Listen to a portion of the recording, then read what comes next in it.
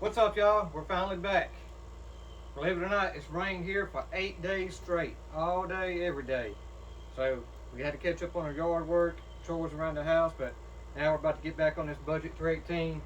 About to put these head studs in here and throw the heads on this bad boy.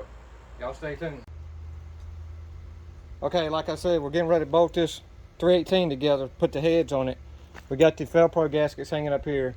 I know these are a composite gasket, but since we did not surface the block or surface the heads, we're going to go ahead and hit it with some copper coat. So I'm going to go ahead and shoot these down, let them tack up, and then while that's tacking up, we'll go ahead and pull those studs out, clean them off real good, and then put a little oil on them, screw them back into the block. Okay, we got the copper coat laid down on the head gaskets there, so we're going to let that tack up. While we do that, I'm going to go here and work on these studs. Okay, y'all, sorry, we got the air conditioner running in the shop, so it might be a little loud right here, but before we bolt the heads on this thing, we're gonna go ahead and put the timing chain on it.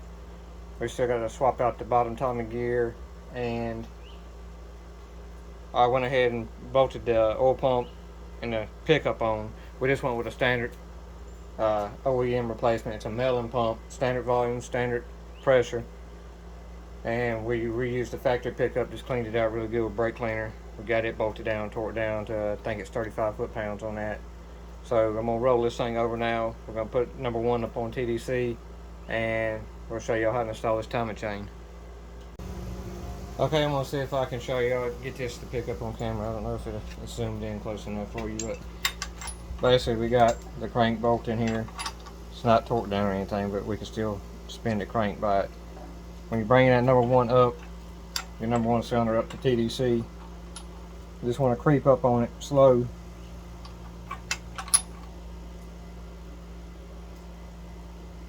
And keep a close eye on your piston. Once it reaches the top of its stroke, you'll see it'll pause like it's a dwell time there.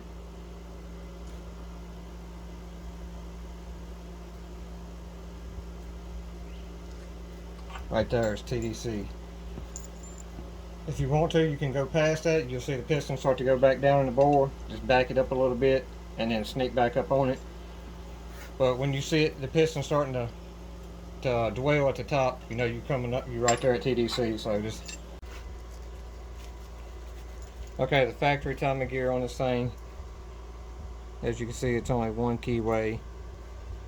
It's non-adjustable, but the Summit set comes with, there's a 4 degrees retard and 4 degrees of advance, or it might be 8 degrees.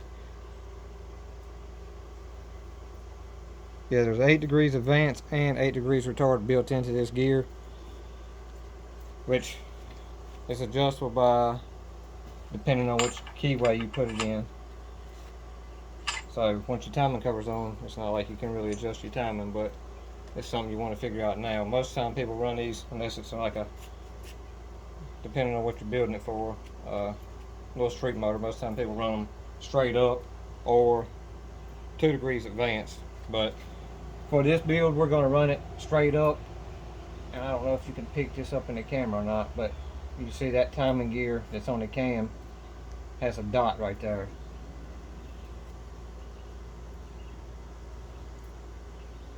And to run this thing straight up, you want to line, there's a circle dot on this bottom gear. Okay, if you see that circle right there at the top of the Summit timing gear, that will be your straight up mark. Your keyways are not going to line up because the keyway's offset on the bottom of this crank right here. So if you want your timing to be straight up, you go dot to dot on this thing.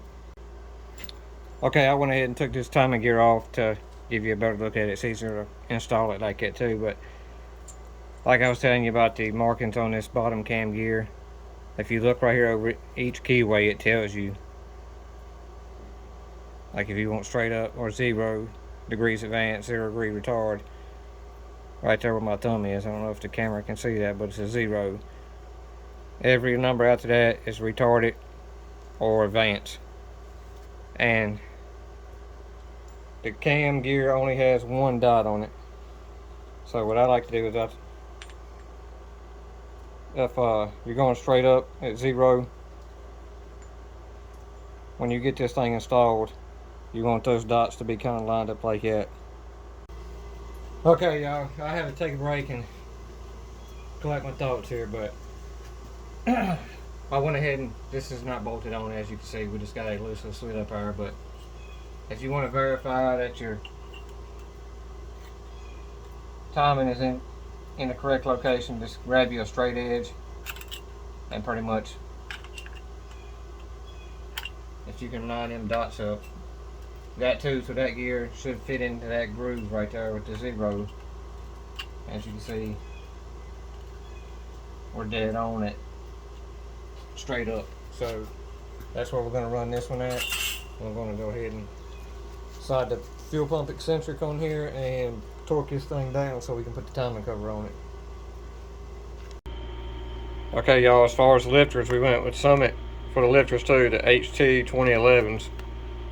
I know a lot of people say this is not necessary, but my opinion is it don't hurt. We soaked these overnight in some VR1 2050 weight. So while we finish painting these last few accessories, water pump and fuel pump, getting everything squared away for that, we're going to let them sit and continue to soak. We still got to clean the intake up and clean the valve covers.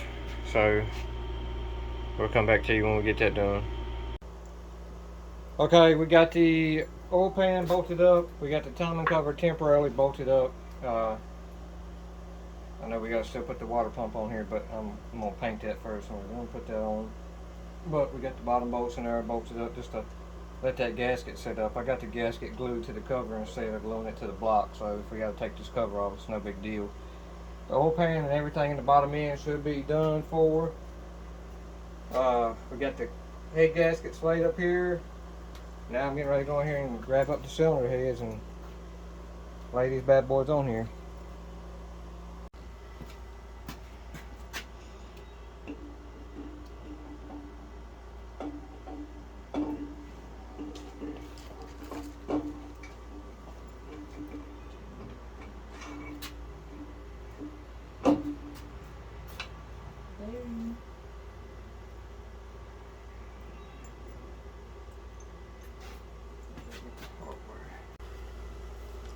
Okay, y'all, we got the heads laid up there. I got the washers and the nuts on these head studs.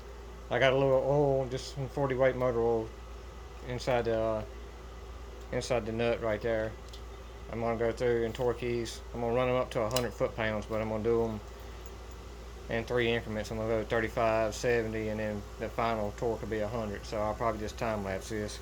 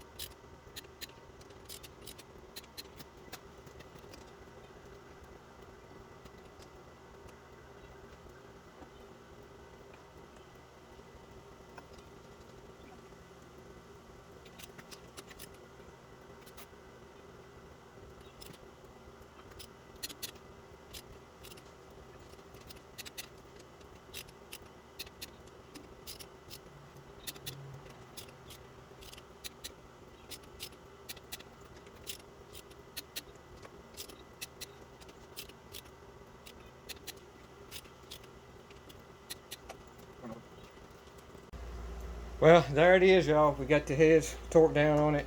I ended up just going 90 foot-pounds on those. I went 35, 70, and then final torque on 90. Really no issues with the studs, really.